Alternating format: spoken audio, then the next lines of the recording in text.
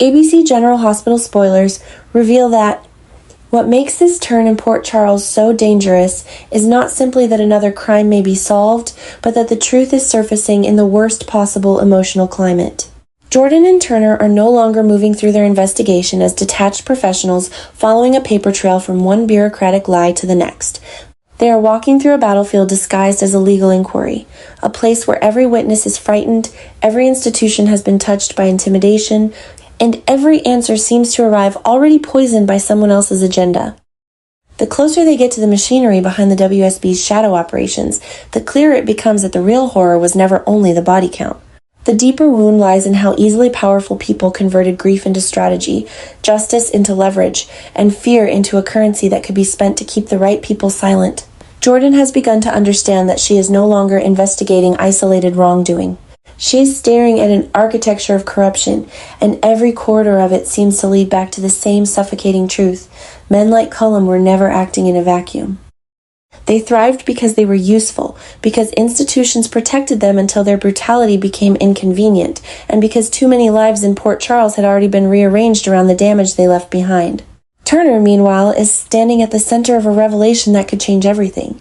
For too long, the official story around Marco's death has floated in a fog of accusation, emotional manipulation, and carefully redirected blame. Sonny has been treated as the obvious target for suspicion, because that is the easiest story for wounded people to believe.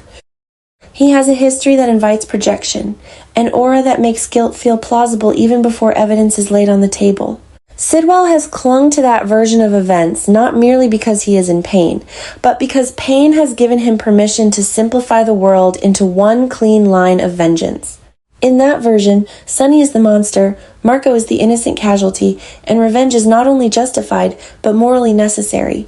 But Turner's discovery tears a hole straight through that narrative. If Cullum is the one who killed Marco, then the foundation of Sidwell's crusade begins to crack. The rage he has been feeding, the righteous posture he has adopted, the war he has been preparing to wage against Sonny, all of it suddenly risks being exposed as a campaign built on the wrong enemy. That is the kind of truth that does not calm a wounded man. It humiliates him. It forces him to confront the possibility that grief made him manipulable, that his hatred was guided, and that while he was sharpening his knife for Sonny, the real killer was moving in the shadows under the protection of larger powers. That is why Jordan and Turner's alliance matters so much. They are not simply piecing together a murder case. They are racing against the emotional clock of a city that is already sliding toward retaliation. Jordan understands this more than anyone because she can feel the shape of disaster before it arrives. She knows the difference between tension and inevitability, and Port Charles is beginning to feel like a place where too many broken people are moving with the certainty of those who have decided that violence will finally restore order. Turner's position is more fragile. She holds a truth that could protect Sonny, but she also knows that in environments contaminated by the WSB, truth is never enough by itself.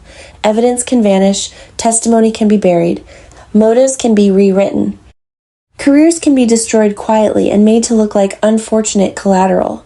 She is not just afraid of being wrong, she is afraid of being right in a system built to punish anyone who arrives at the wrong truth too soon. The deeper horror settling over her is not that Cullum killed Marco.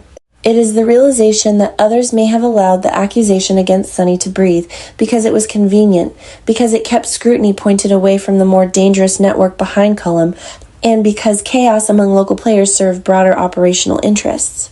For Jordan, this investigation has become profoundly personal in a way she did not expect. She has spent enough years navigating institutions to know that evil rarely presents itself with theatrical clarity. Most of the time it arrives wearing procedure, sealed inside folders, hidden behind classified language and legal caution. Yet this case is different because the emotional wreckage is impossible to ignore.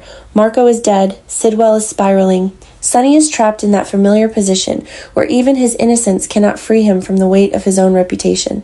Every step Jordan takes now feels like an argument with fate itself. She is trying to prove that facts still matter in a town where power has trained people to react before they think.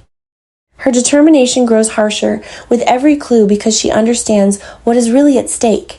If Turner can prove Cullum killed Marco, then this is no longer merely about clearing Sonny. It becomes a chance to expose the hidden chain of permission that allowed Cullum to operate, manipulate, and destroy. It becomes a chance to reveal that the so-called guardians in the background were never containing the danger, they were managing it. The name that haunts every corner of this story is Sidwell. His grief is real, but his grief has mutated into something harder and more corrosive. Loss has not softened him into sorrow, it has weaponized him into obsession. The tragedy is that Sidwell does not want healing. Healing would require uncertainty, humility, and the willingness to admit he may have been wrong about the man he has chosen to hate. What he wants is control.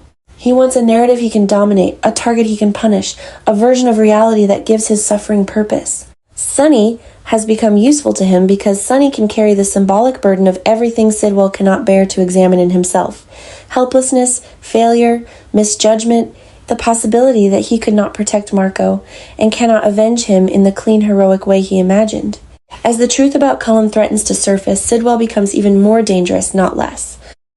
A man driven by revenge can sometimes be reasoned with if you present him with evidence. A man driven by humiliation will burn the evidence if it makes him feel weak. That is where the new war begins. The conflict is no longer only between accusation and innocence. It is between revelation and denial. Jordan and Turner are moving toward the truth, but Sidwell is moving toward escalation, and those two trajectories are destined to collide. The more he senses control slipping away, the more violently he will try to reassert it. He may tell himself he is seeking justice for Marco, but beneath that claim lies something far uglier, the terror of becoming irrelevant in his own grief. If Sonny is not the villain, then Sidwell is left alone with the unbearable emptiness of not knowing who to hate, and some men would rather start a war than endure that kind of void. His obsession with Sonny therefore becomes more than revenge. It becomes self-preservation. He needs Sonny guilty because he needs his pain to point somewhere solid. If Turner takes that away, she is not merely threatening his plan. She is threatening the emotional structure that has kept him standing. Sonny, for his part, is caught in one of the cruelest traps of his life. There is a special kind of exhaustion in being innocent of one crime, while knowing your past makes that innocence almost impossible for others to believe. Sonny has lived too long in moral shadow to expect mercy from public perception. He knows what people see when they look at him. He knows how quickly his enemies can convert his history into evidence, even when evidence does not exist. Yet beneath the defiance he shows Sidwell, there is another pressure building inside him. Marco's death is not just another crisis to outmaneuver. It is a reminder that his world creates openings for chaos, openings that men like Cullum exploit.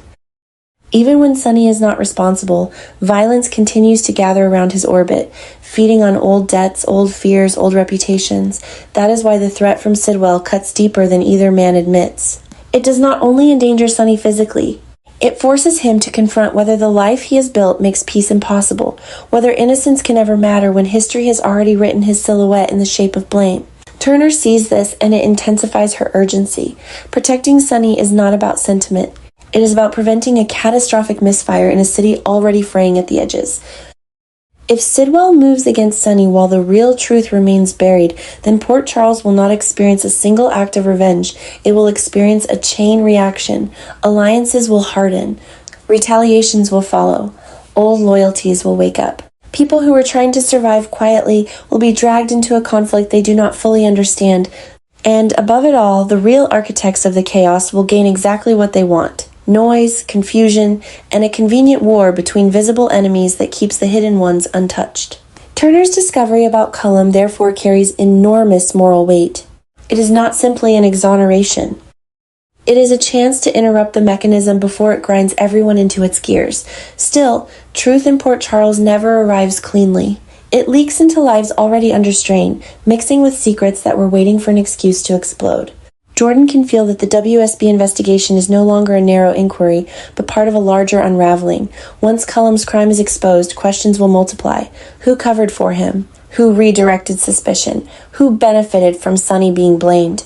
Who inside the system let a murderer operate because his usefulness outweighed his cruelty? Those are questions that powerful people do not allow to circulate freely. Which means Jordan and Turner are no longer just investigators. They are liabilities to anyone invested in silence. Every new piece of evidence puts them in greater danger because solving the murder does not end the story. It opens a door to a darker chamber, one where the murder was only the symptom and the real disease is institutional complicity. That is also why the emotional temperature around Sidwell cannot be dismissed as background drama. His revenge is not separate from the investigation. It is one of the forces distorting it. He has become both a grieving man and an instrument, whether he realizes it or not. The more he charges toward Sonny, the more he helps protect the very structure that deceived him.